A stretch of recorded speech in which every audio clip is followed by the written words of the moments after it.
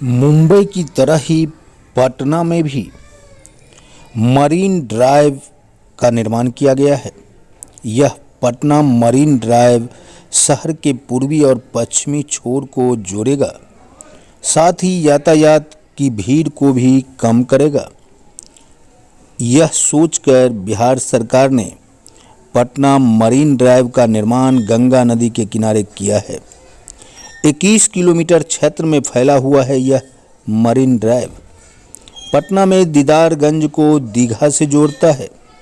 बिहार में सड़क मार्गों की स्थिति लंबे समय से राज्यवासियों की चिंता का विषय बनी हुई है। राज्य की राजधानी में कनेक्टिविटी और यातायात की भीड़ के मुद्दों को हल करने के प्रयास में बिहार सरकार पटना मरीन ड्राइव परियोजना लेकर आई, जो राज्य की राजधानी को अन्य क्षेत्रों से बेहतर ढंग से जोड़ेगी। वर्तमान में 4 लेन राजमार्ग के 2 चरण चालू हैं और एक अभी भी निर्माणाधीन है। पटना मरीन ड्राइव का लक्ष्य दीदारगंज से दीघा तक अपने पूर्वी और पश्चिमी छोर को जोड़कर शहर में यातायात को कम करना है। पूरे रास्ते की यात्रा में लगने वाला समय 2 घंटे से घटकर केवल 20 मिनट रह जाता है। मरीन ड्राइव के रास्ते 2 घंटे का समय मात्र 20 मिनट में तब्दील हो जाता है। 13 मीटर की ऊंचाई पर गंगा नदी पर एक बांध पर बनाया गया यह ड्राइव वे है। यह शहर की सड़क महत्वपूर्ण घाटों से गुजरती है। पटना घाट, कंगन घाट, गाय घाट, कृष्णा घाट, पटना मेडिकल कॉलेज और अस्पताल, एएन सिन्हा संस्थान और एलसीटी घाट को कवर करेगी यह मरीन ड्राइव। वर्तमान में परियोजना के 2 चरण चालू हैं, जो दीघा से गाय घाट तक फैले हुए हैं। पहले चरण में परियोजना का 24 जून 2022 को इसे सार्वजनिक उपयोग के लिए खोला गया था। प्रथम चरण में जहां 6.5 किलोमीटर की दूरी तय करता है और ड्राइव वे दीघा के पूर्वी छोर को पटना मेडिकल कॉलेज और अस्पताल से जोड़ता है, वहीं दूसरा चरण 14 अगस्त 2023 से सार्वजनिक किया गया है। इस चरण ने पटना मेडिकल कॉलेज और अस्पताल से गाय घाट तक का मार्ग का विस्तार करके चरण 1 और चरण 2 के हिसाब से 5 किलोमीटर और 6.5 किलोमीटर की दूरी तय करता है। तीसरे चरण का निर्माण कार्य अभी चालू है। परियोजना का तृतीय चरण और अंतिम चरण है यह 9 किलोमीटर लंबा यह खंड पहले निर्मित चरणों को दीदारगंज में समापन बिंदु से जोड़ेगा। इस चरण से शहर के घाटों के बीच कनेक्टिविटी में सुधार होने की उम्मीद है।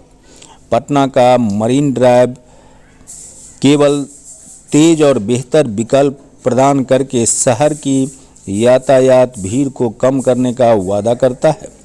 साथ ही लोगों ने इस मार्ग को अपनाया भी है। लोग इसे भ्रमण का साधन भी बनाए हैं और सुबह में लोग इस मरीन ड्राइव के रास्ते अपने स्वास्थ्य के लिए घूमने का कार्य भी करते हैं।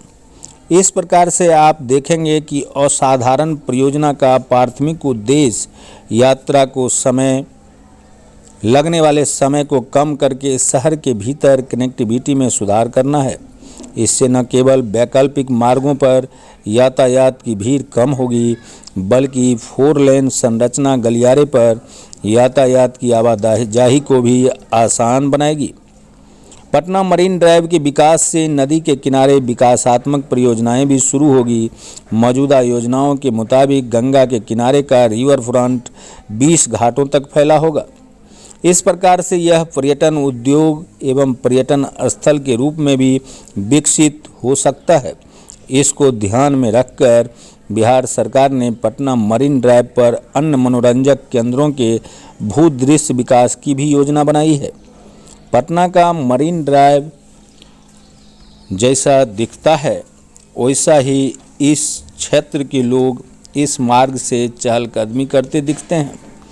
मरीन ड्राइव पटना का काफ़ी सोशल मीडिया पर चर्चा में है। मुंबई की तर्ज पर पटना में बिहार सरकार की यह असाधारण परियोजना से लोगों को काफ़ी राहत मिली है, समय की बचत भी हुई है। लोगों का मानना है कि मरीन ड्राइव के रास्ते पटना के भीड़-भाड़ इलाके से बचा जा सकता है और शायद यही कारण है कि मात्र 20 से 25 मिनट में इस दूरी को तय करने में सहूलियत होती है।